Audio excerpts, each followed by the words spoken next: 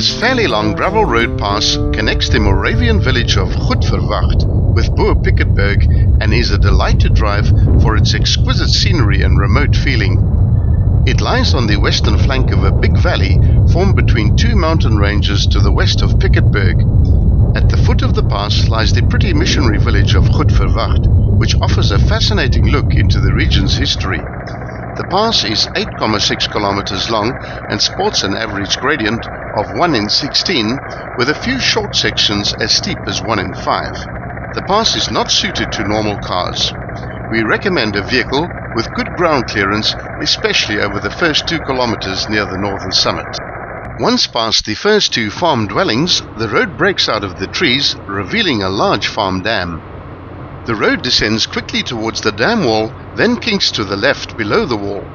If you look up to the right, you'll see the road climbing out on the far side of the ravine via a double hairpin bend, but first the road swings to the left into the southeast and continues descending at a gentle gradient.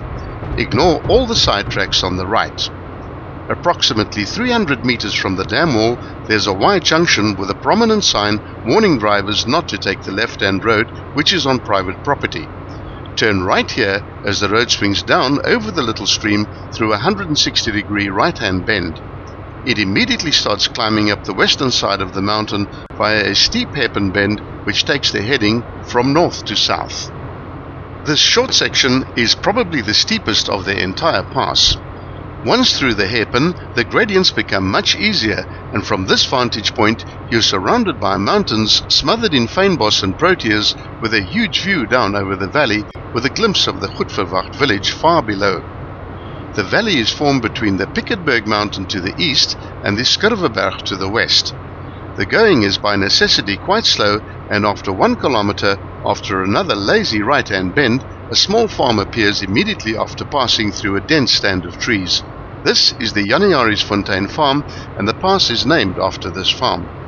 Be extra careful here, as these farms all have livestock which roam about freely, and young children use the road as a playground. An experienced driver, accustomed to gravel road driving, will manage this pass in a normal car with reasonable ground clearance, but a 4x2 commercial vehicle would be a much better option, and a 4x4 would be best. In rainy weather, this road should only be attempted in a 4-wheel drive vehicle. Once through this farm, the road bends gently to the left and starts getting a little steeper again. A double S-bend brings one to the next farm, which is called Januariesfontein, which is roughly 2 kilometers after Januariesfontein. The same cautionaries apply here. During the summer months, low speeds also help to keep dust levels down. Be careful at this blind corner, as there's nearly always cattle on this road.